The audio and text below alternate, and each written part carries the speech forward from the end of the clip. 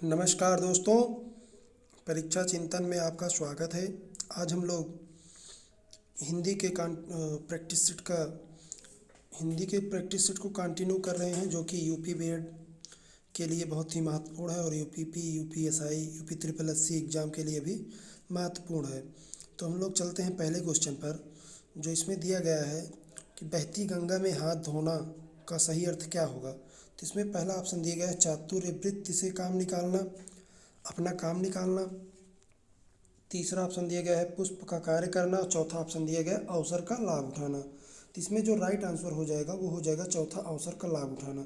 बहती गंगा में हाथ धोने का यही अर्थ होता है कि जो व्यक्ति होता है वो अवसर का लाभ उठाता है।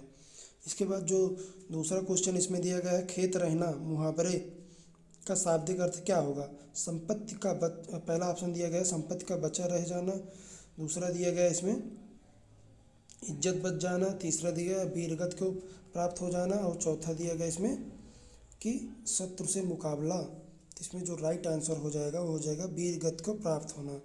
इसके बाद हम लोग नेक्स्ट क्वेश्चन पर चलते हैं। जो तीसरा क्वेश्चन दिया गया है अदृश्य शत्रु का अर्थ के अनुरूप उपर्युक्त मुहावरा है मीठी छुरी, मुंह में राम बगल में छुरी।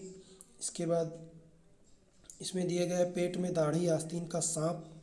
तो इसमें जो राइट आंसर हो जाएगा अदृश्य शत्रु का अर्थ जो है वो होता है आस्तीन का सांप होना। मतलब इसके बाद जो चौथा क्वेश्चन है वो दिया गया है कि कपटी मित्र किस मुहावरे का सही अर्थ होगा। तो इसमें पहला जो ऑप्शन दिया गया है काठ का उल्लू होना, अक्ल का दुश्मन होना और तीसरा ऑप्शन जो है वो दिया गया है आस्तीन का सांप होना और चौथा ऑप्शन इसमें दिया गया है कि इनमें से कोई नहीं। तो कपटी मित्र का भी अर्थ यही होगा कि आस्तीन का सांप होना।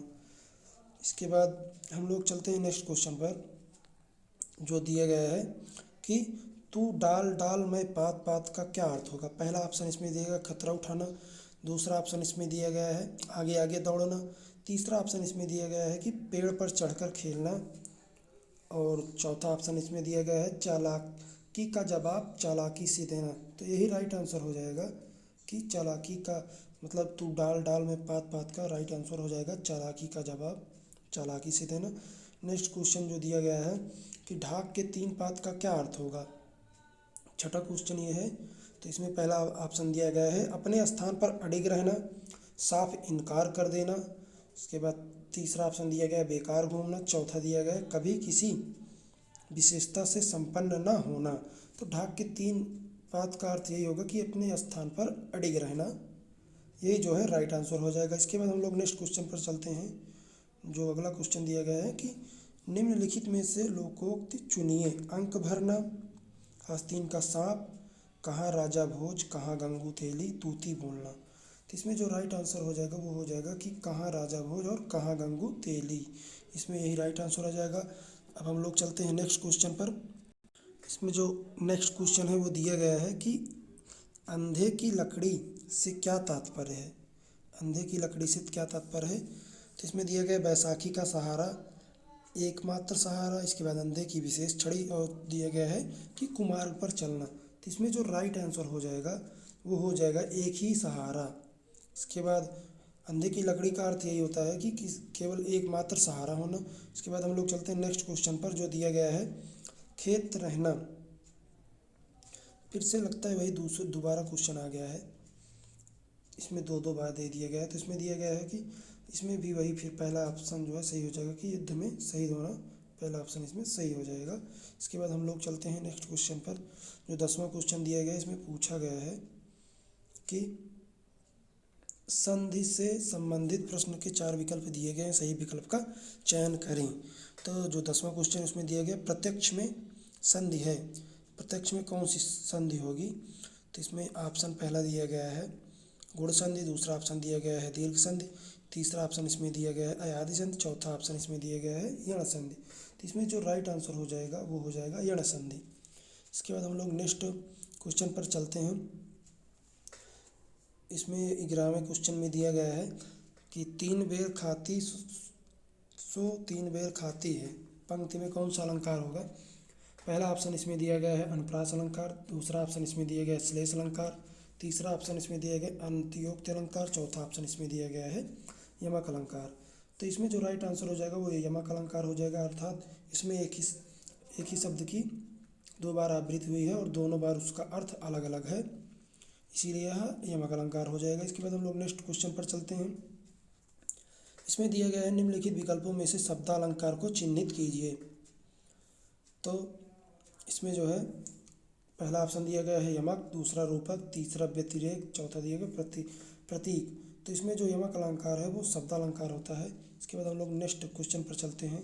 13वां क्वेश्चन दिया गया है चरण धरत चिंता करत चितवत चारहु और सुबरन को ढूंढत फिरत कवि व्यभिचारी चोर उपर्युक्त दोहे में कौन सा अलंकार होगा। तो इसमें जो ऑप्शन दिया गया है, पहला ऑप्शन दिया गया है श्लेष अलंकार, दूसरा दिया गया है यमक, तीसरा दिया गया है उपमा, चौथा दिया गया है रूपक। तो इसमें जो राइट आंसर हो जाएगा वो श्लेष अलंकार हो जाएगा। इसके बाद हम लोग चलते हैं नेक्स्ट क्वेश्चन पर।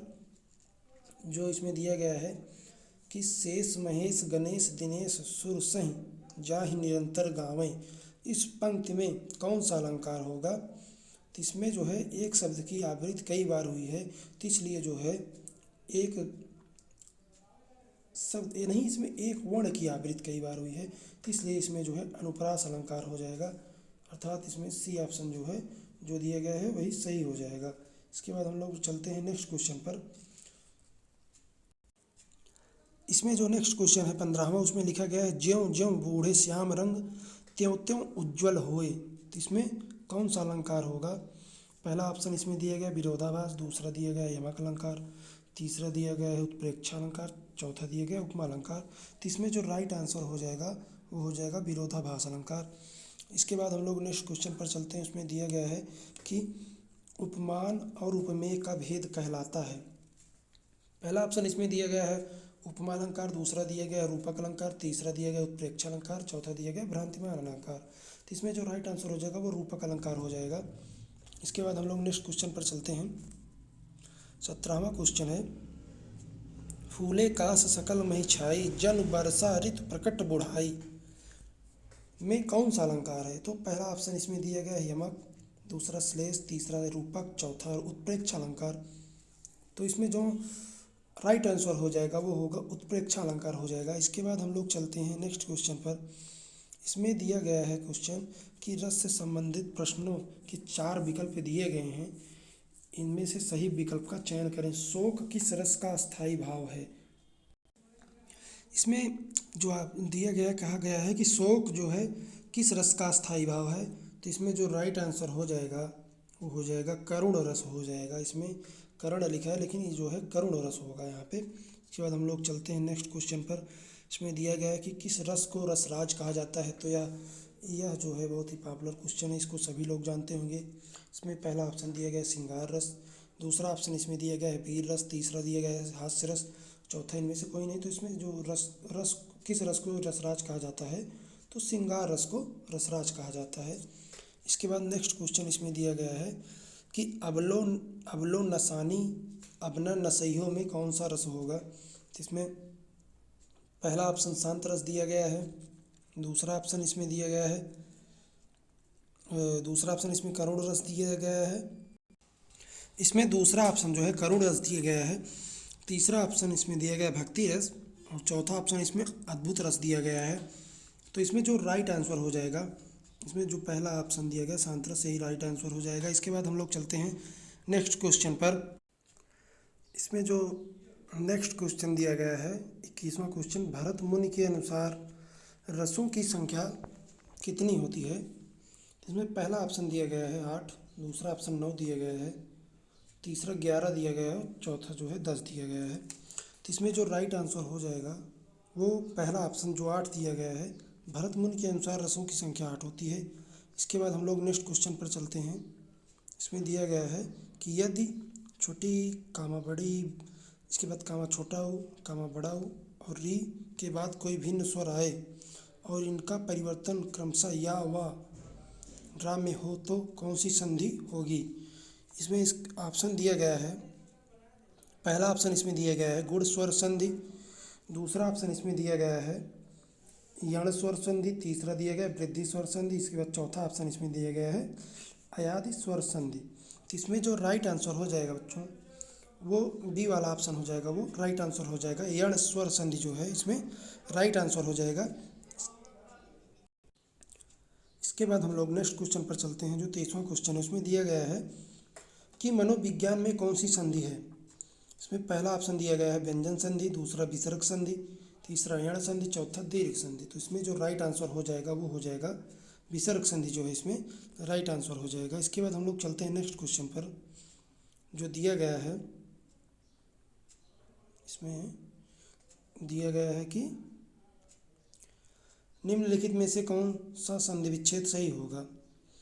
परम प्लस आत्मा, परम प्लस आत्म, इसके बाद परमा प्लस आत्मा कि पर प्लस महात्मा। तो इसमें जो राइट आंसर हो जाएगा पहला हो जाएगा परम प्लस आत्मा अर्थात परमात्मा। इसके बाद हम लोग नेक्स्ट क्वेश्चन पर चलते हैं। इसमें दिया गया है कि निम्नलिखित विकल्पों में से शुद्ध कौन सा है। पर प्लस अधीन, इसके बाद दूसरा जो दिया गया है पर प्लस आधीन, तीसरा दिया गया है पर प्लस अधीना, चौथा दिया गया है पर प्लस आधीन। तो इसमें जो राइट आंसर हो जाएगा इसमें दिया गया है कि पर प्लस अधीन, यही जो है पर अधीन का राइट आंसर हो जाएगा। पहला जो ऑप्शन है वही राइट आंसर हो जाएगा। इसके बाद हम लोग नेक्स्ट क्वेश्चन पर चलते हैं। पावन, पावन शब्द का संधि विच्छेद क्या होगा। पा प्लस अवन, पा प्लस आदन, पाव प्लस अन, पाव प्लस अन। तो इसमें जो राइट आंसर हो जाएगा वो डी हो जाएगा।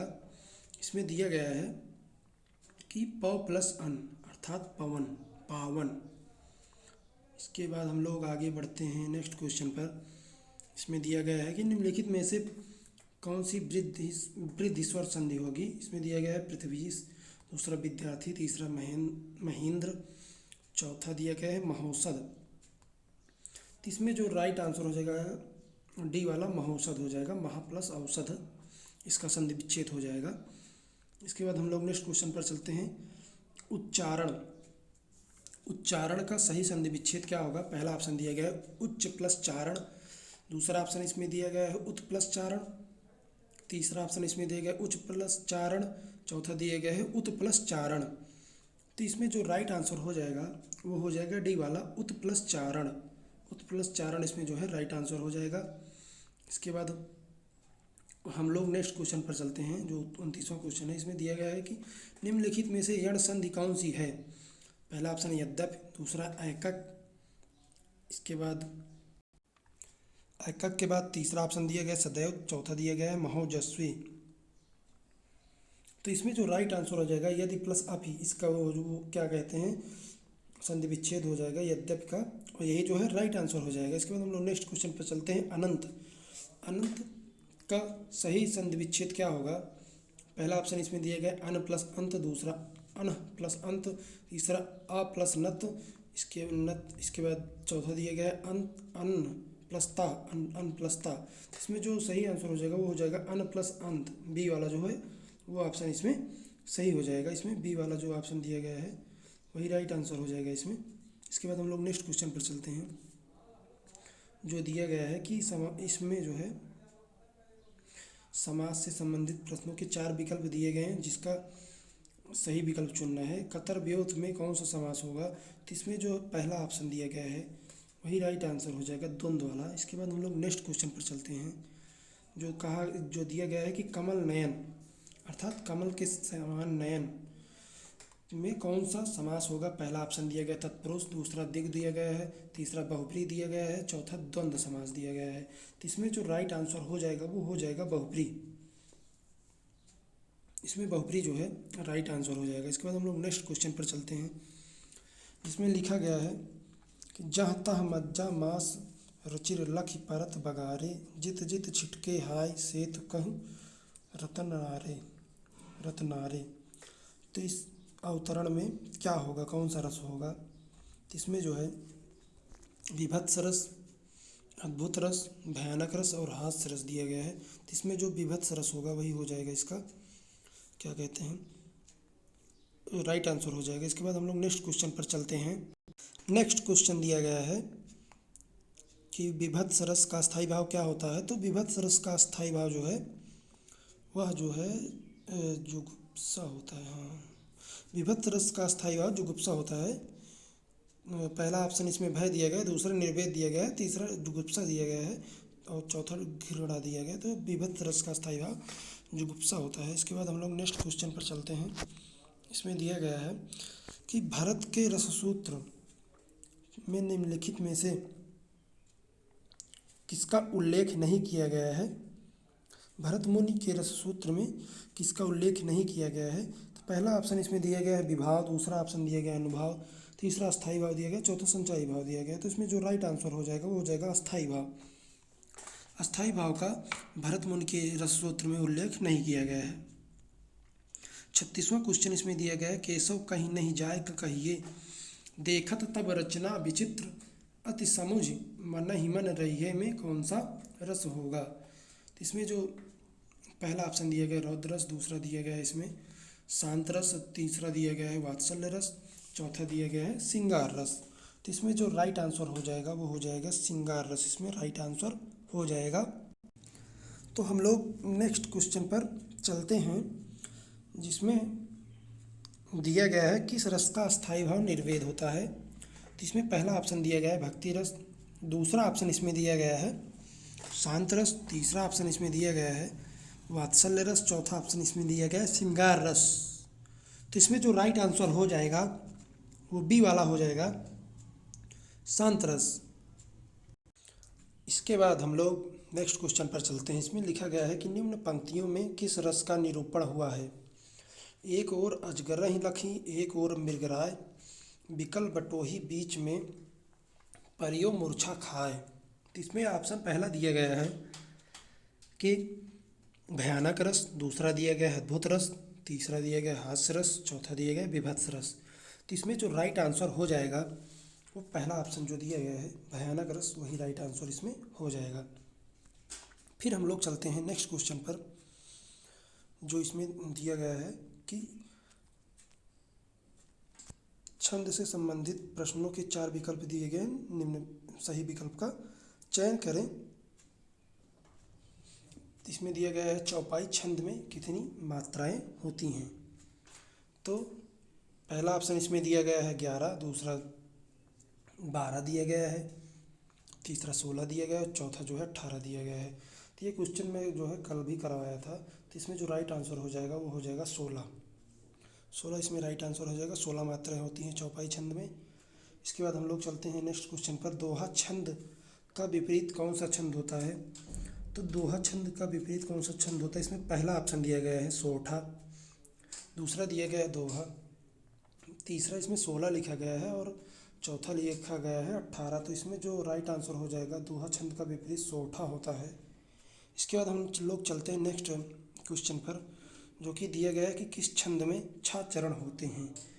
तो बरवे, पहला ऑप्शन बरवे है, दूसरा चौपाई है, तीसरा सोठा है और छप्पे में जो है 6 चरण होता है, यही राइट आंसर हो जाएगा।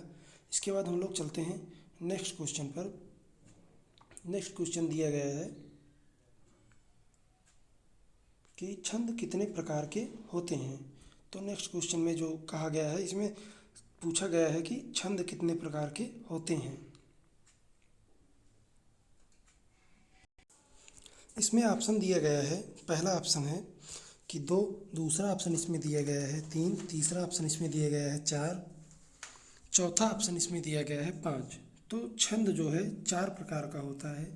पहला जो है मात्रिक छंद होता है, दूसरा वाणिक छंद होता है, तीसरा उभय छंद होता है और चौथा मुक्तक छंद होता है। इसके बाद हम लोग चलते हैं नेक्स्ट क्वेश्चन पर जो दिया गया है कि शिल्पगत आधार पर दोहे से उल्टा होता है। शिल्पगत आधार से दोहे से उल्टा होता है, इसमें कौन सा ऑप्शन जो है मतलब इसमें पहला ऑप्शन दिया गया है रोला, दूसरा दिया गया है चौपाई, तीसरा दिया गया है छप्पे और चौथा दिया गया है सोठा। तो इसमें जो राइट आंसर हो जाएगा वो चौपाई हो जाएगा। इसके बाद हम लोग नेक्स्ट क्वेश्चन पर चलते हैं जो दिया गया है कौन सा शब्द द्विज का अनेकार्थी नहीं है। तो इसमें जो राइट आंसर हो जाएगा वो सिंह हो जाएगा। इसके बाद हम लोग नेक्स्ट क्वेश्चन पर चलते हैं जिसमें दिया गया है कि विधि के इन अनेकार्थी शब्दों में एक गलत है, उसे चयनित कीजिए। पहला ब्रह्मा कानून, दूसरा कानून है, तीसरा अवधि है, चौथा जो है पद्धति है तो इसमें राइट आंसर जो हो जाएगा वो हो जाएगा अवधि। इसके बाद हम लोग नेक्स्ट क्वेश्चन पर चलते हैं। इसमें दिया गया है कि निम्नलिखित शब्दों में एक वर्ग का अनेकार्थी नहीं है। वर्ग का अनेकार्थी नहीं, श्रेष्ठ पहला ऑप्शन है, दूसरा वरदान है, तीसरा जो है पति है, चौथा जो है सुवर्ण है। तो इसमें जो राइट आंसर हो जाएगा वो सुवर्ण हो जाएगा। यही वर्ग का जो है अनेकार्थी शब्द नहीं है। फिर नेक्स्ट क्वेश्चन जो दिया गया है, यह शब्द रस का अनेकार्थी शब्द नहीं है। पहला रूप, दूसरा स्वाद, तीसरा पानी, चौथा जो है पारा। तो रस का इसमें से कौन सा अनेकार्थी शब्द नहीं है? इसमें जो राइट आंसर हो जाएगा वो हो जाएगा डी आंसर, पारा। पारा जो है इसमें राइट आंसर हो जाएगा। इस पर नेक्स्ट क्वेश्चन है कि निम्नलिखित में एक शब्द घन का अनेकार्थी शब्द नहीं है। इसमें पहला ऑप्शन बादल, दूसरा घना, तीसरा घनिष्ठ, चौथा हथौड़ा दिया गया है। तो इसमें जो राइट आंसर हो जाएगा वो घनिष्ठ हो जाएगा। घन जो है, घन का अनेकार्थी शब्द घनिष्ठ नहीं होता है। नेक्स्ट क्वेश्चन दिया गया है कि निम्नलिखित विकल्पों में से मत्सर शब्द का अनेकार्थी रूप चुनिए। तो इसमें राइट आंसर कौन सा होगा? पहला क्रोध, दूसरा राग, तीसरा द्वेष, चौथा ईर्ष्या दिया गया है। तो इसमें जो राइट आंसर हो जाएगा वो हो जाएगा राग।